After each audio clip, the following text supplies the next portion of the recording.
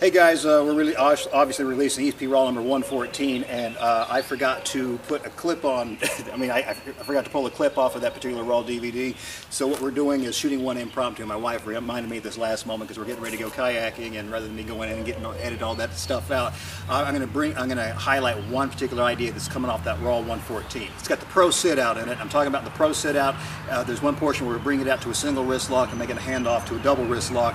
One thing we will talk about is moving from the single to the double. That'll be done on the ground. I'm going to do this in a standing iteration to show you a little bit of in-depth detail about how we do the grip switch.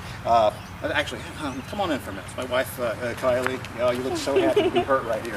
We're going to know when we have a single wrist lock. Again, don't worry about how we got here right now. Take a look at that Raw to know how it happened. It's obviously not going to be done from the standing position. This is all down on the ground, guys. So crew, stay with me. Once I'm hooked up into my single wrist lock position, notice that my elbow is in tight to behind her armpit, as if in an elbow drag or a short drag or a switch position. You cannot do a single or a double without being inside the loop, meaning my elbow has got to be in the armpit. If you got your elbows out of this doing any kind of single or double, I'm here to tell you that you're wrong. So take a look at all the details here. I got this single wrist lock, and to make this switch off grip from the single to the double, or Kimura, whatever you want to call it, guys, this is the main mistake I see being made. We just make this handoff. We see I'm in a single wrist lock position, the other hand comes in, hooks up on the wrist, I make a release, move off to my own wrist. Now in essence, you say, hey, there's nothing wrong there, man. That's going from single to a double. Everything looks nice and pretty.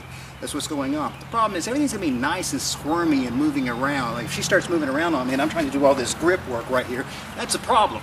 So the reason the elbow is always inside the loop, no matter how squirmy they get, I put a drag into that armpit before the grip switch happens, guys. So this elbow's in tight, and I'm pulling backwards, guys, back into the armpit to drag, make her move, or someone else bigger than me, hopefully not, I want to fight small girls, that's best for me.